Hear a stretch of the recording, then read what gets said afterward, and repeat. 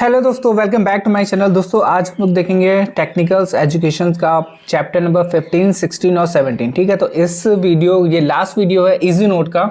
जो easy note के MCQ हैं उसका लास्ट हो जाएगा। और 15 नंबर जो चैप्टर है उसका नाम है फ्लैंडर्स का अंतःक्रिया विश्लेषण। ठीक है, तो फिर इसके बाद हम लोग जो 600 प्लस सीरीज़ है क्वेश्चंस की उसको स्टार्ट करेंगे और जल्द ही कोशिश करेंगे जल्द ही स्टार्ट कर दे और पर डे एक वीडियो इसका अपलोड करें। ठीक है, तो चलिए स्टार्ट करते हैं। क्योंकि टाइम की कमी हमेशा रहती है। और पहला क्वेश्चन इस पे दिया गया, अंतःक्रिया विश्लेषण प्रणाली दी है तो किसने दी है ये बताना है इस पे। तो नेड ए फ्लैंडर्स या फिर एंडरसन या फिर रिचर्ड्स ओवर या फिर रियांस। तो फर्स्ट का ए ऑप्शन हो जाएगा। ठीक है, नेड ए फ्लैंडर ने दी है। और फिर है कक्षीय अंतःक्रिया विश्लेषण को बांटा गया है 2, 3, 4 या फिर 5। तो कक्षीय अंतःक्रिया विश्लेषण को 2 भागों में बांटा गया है। फिर है फ्लैंडर्स अंतःक्रिया विश्लेषण प्रणाली की बुनियादी मान्यताएं हैं। ऑप्शन है शाब्दिक कथनों द्वारा विचारों की अभिव्यक्ति या फिर विद्यार्थियों और अध्यापक में संबंध या फिर निरीक्षण तकनीकी का प्रयोग या फिर उपयुक्त सभी।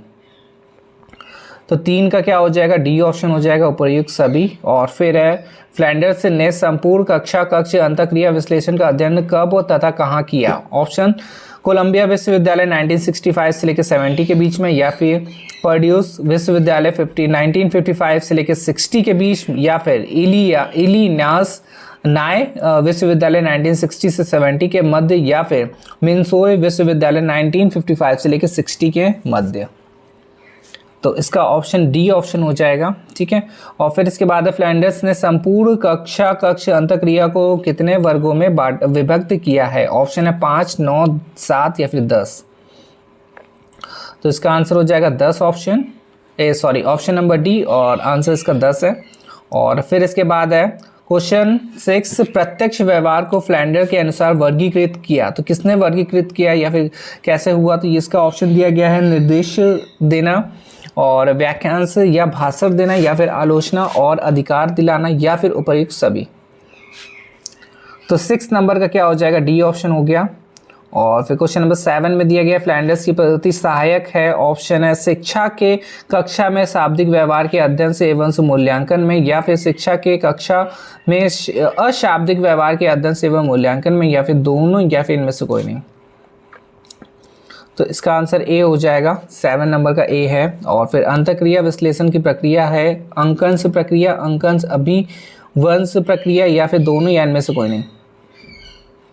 तो 8 नंबर का सी ऑप्शन हो जाएगा, इनमें से ये दोनों हो जाएंगे इसके ऑप्शंस। और फिर फ्लैंडर्स विश्लेषण से पद्धति में संपूर्ण शाब्दिक व्यवहार को विभक्त किया गया। ऑप्शन से शिक्षण से कथन एवं शिक्षार्थी कथन में, या फिर शिक्षक कथन एवं मौन या विभ्रांति में, या फिर शिक्षार्थी कथन से एवं मौन या विभ्रांति में, और या फिर शिक्षक कथन से शिक्षार्थी कथन से एवं मौन या विभ्रांति में। तो इसका आंसर हो जाएगा डी ऑप्शन। इसका आंसर डी ऑप्शन सही हो जाएगा। और क्वेश्चन नंबर 10 में दिया गया फ्लैंडर्स ने संपूर्ण शिक्षक कथन को उसके व्यवहार प्रदर्शन के आधार पर बांटा है। तो कैसे बांटा है वो देखते हैं। पहला दिया गया ऑप्शन से प्रत्यक्ष व्यवहार है, या फिर अप्रत्यक्ष, या दोनों है, या इनमें से कोई नहीं। तो इसका आंसर हो जाएगा सी ऑप्शन, दोनों हो जाएंगे। नेक्स्ट क्वेश्चन दिया गया निम्नलिखित में से कौन सी फ्लैंडर्स विधि की एक सीमा है। ऑप्शन से केवल संख्यात्मक प्रविष्टि पर ध्यान देना, या फिर केवल गुणात्मक प्रविष्टि पर ध्यान देना, या फिर केवल से अशाब्दिक व्यवहार का ही अध्ययन करना, या फिर उपयुक्त कोई नहीं। तो 11 नंबर का ए हो जाएगा, केवल संख्यात्मक प्रविष्टि का ध्यान देना। फिर है प्रत्यक्ष व्यवहार को फ्लैंडर्स ने वर्गीकृत किया। तो कैसे वर्गीकृत किया है, तो भाषण देकर, या फिर निर्देश करना, या फिर आलोचना तथा अधिकार प्रदर्शन। तो 12 नंबर का ऑप्शन हो जाएगा डी ऑप्शंस। ठीक है, तो तीनों सही हो जाएंगे। फिर इसके बाद 13 क्वेश्चन नंबर है और इस पे दिए गए फ्लैंडर्स अंतःक्रिया विश्लेषण का संबंध है। तो किससे संबंध है। ऑप्शन फर्स्ट दिया गया छात्र द्वारा कक्षा में किए व्यवहार का मूल्यांकन, या फिर शिक्षक द्वारा कक्षा में व्यवहार का अध्ययन एवं मूल्यांकन, या फिर कक्षा में परिवेश का रचनात्मक मूल्यांकन, या फिर शिक्षक द्वारा प्रयुक्त शिक्षण विधि का मूल्यांकन। तो 13 नंबर का बी हो जाएगा, शिक्षक द्वारा कक्षा में व्यवहार का अध्ययन एवं मूल्यांकन। फिर है क्वेश्चन नंबर 14 और लास्ट है इस चैप्टर का, और इस पे दिया गया कक्षीय अंतःक्रिया विश्लेषण को एक ऐसे साधन के रूप में परिभाषित किया जा सकता है जो शिक्षण अधिगम सूत्र के दौरान से शाब्दिक अंतःक्रिया के वर्गों को रिकॉर्ड करने के लिए किया जाता है। इस तकनीक के द्वारा कक्षा में अध्यापक के शाब्दिक व्यवहार के परिणाम स्वरूप एवं गुणात्मक आयामों को प्रकट किया जाता है। तो यह विचार है, किसका विचार है? तो इसका ऑप्शन हो जाएगा बी, डॉक्टर S.K. ठाकुर का है ये। और फिर इसी के साथ ये वाला चैप्टर हमारा खत्म हुआ, और चैप्टर नंबर 16 को देखेंगे अब, जिसका नाम है अभिक्रमित अनुदेशन अर्थ विशेषताएं प्रकार से, और ब्रैकेट में रेखीय एवं शाखीय। पहला क्वेश्चन इस पे दिया गया है, अभिक्रमित अनुदेशन अनुभव का नियोजित क्रम है जो उद्दीपक अनुक्रिया संबंध के रूप में क्षमता की ओर ले जाता है। तो यह कथन किसका है? ऑप्शन दिया गया D.L. कुक का, या फिर बिल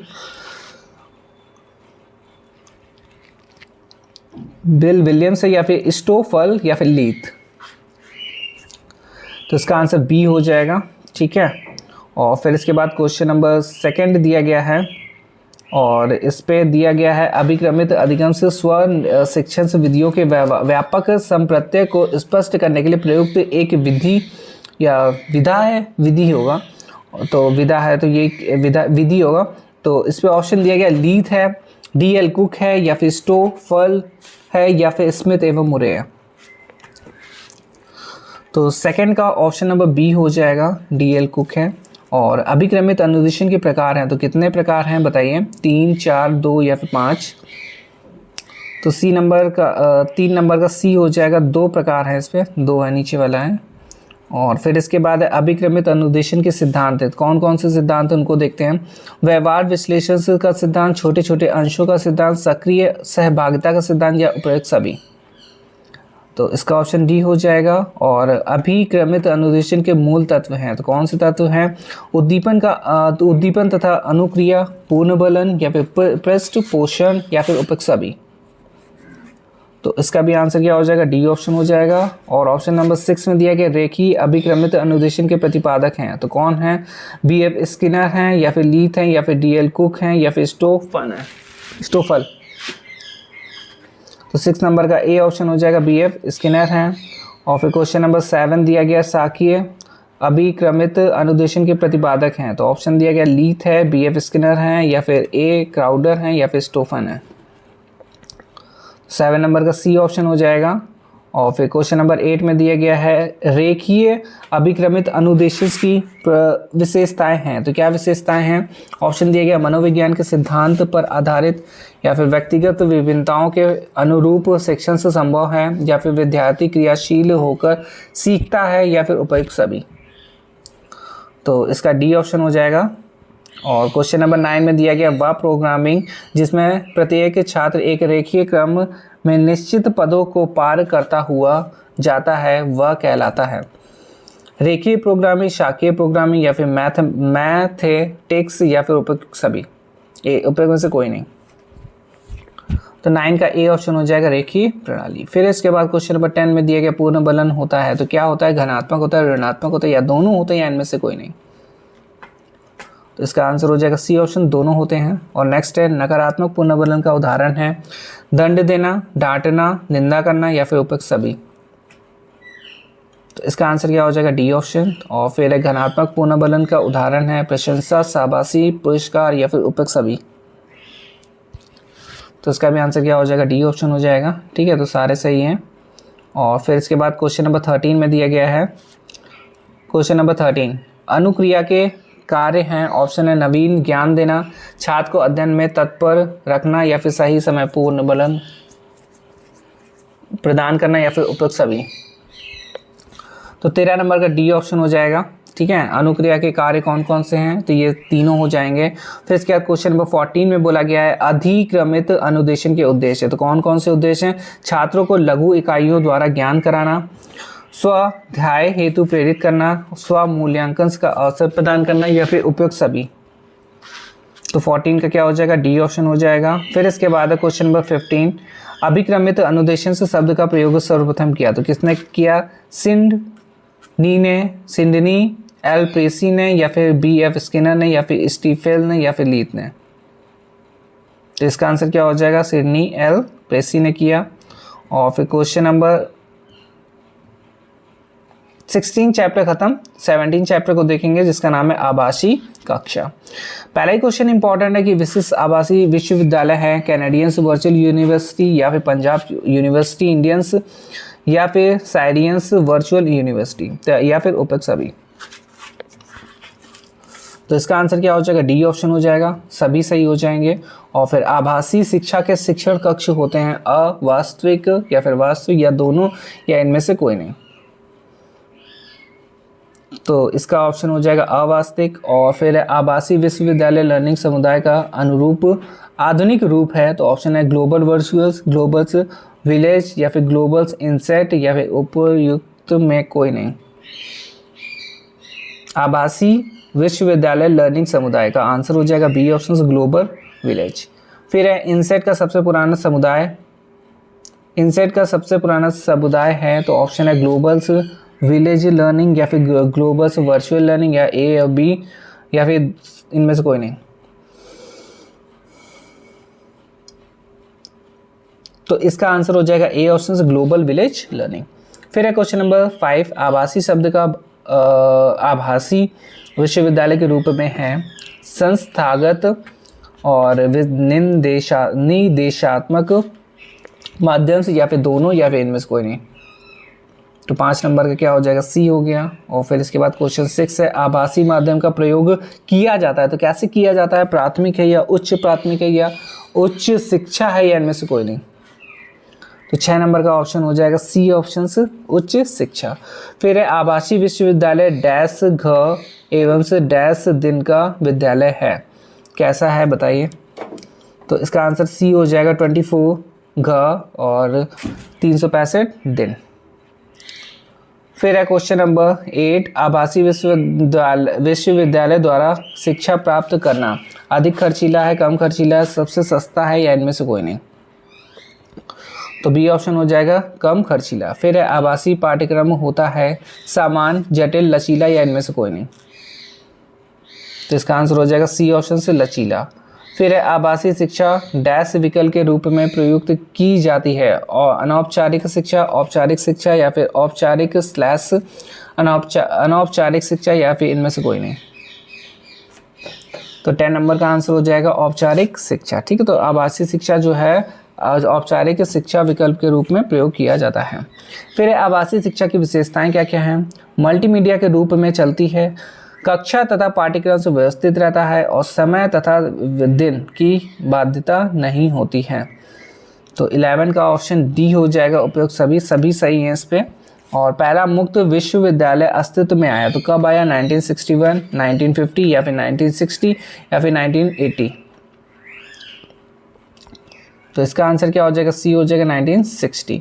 फिर है सर्वप्रथम से वायरलेस यूनिवर्सिटी की चर्चा की, तो किसने करी थी, J.C. स्टूबर्ट ने, या फिर ओ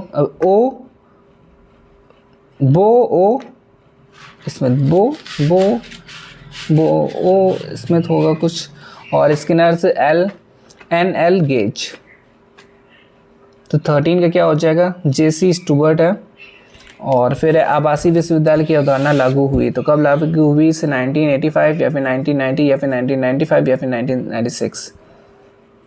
तो इसका क्या हो जाएगा, 1995। ठीक है, तो ये वीडियो का लास्ट क्वेश्चन है। आभासी कक्षा कक्ष से अभिप्राय ऐसे कक्षा कक्षों से है जिसमें प्रयोग होता है, option internet, emails, online chatting, या फिर उपयुक्त सभी। तो इसका आंसर क्या हो जाएगा, उपयुक्त सभी। ठीक है, तो ये आज हम लोगों ने पूरा इजी नोट से जितने भी चैप्टर हैं टेक्नोलॉजी के, उसको आज हम लोगों ने कंप्लीट कर लिया। अब हम लोग कंप्लीट करेंगे 600+ MCQ जो सीरीज़ है, उसको भी अब टेक्नोलॉजी में स्टार्ट करेंगे, ठीक है। तो चलिए मिलते हैं नेक्स्ट वीडियो में, तब तक के लिए धन्यवाद।